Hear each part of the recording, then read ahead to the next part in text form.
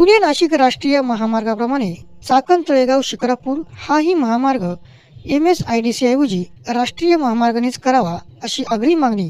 रस्ते वाहतूक मंत्री नितीन गडकरी यांना पुणे नाशिक महामार्ग समन्वयक इंजिनियर दिलीप मेदगे यांनी केली आहे। यावेळी त्यांनी भेटून सकारात्मकता दाखवून लवकरच चाकण तळेगाव शिक्रापूर रस्त्याला MSIDCला दिलेली NOC रद्द करण्याचे आश्वासन दिले व हे दोन्ही महामार्ग एकाच एजन्सीकडून झाल्यास अत्यंत चांगले कोऑर्डिनेट होईल अशी विनंती केल्यानंतर तीही मान्य करण्यात येईल असे यावेळी त्यांनी आश्वासित केले आहे। चाकण शिक्रापूर रस्ता मी करतो त्यांना काय असेल तर मला पण MSIDCला काहीतरी NOC दिली असेल काहीतरी लोकांची चर्चा हो तो आपल्याकडे घ्यावा अशी MSIDC ते आपले दीक्षित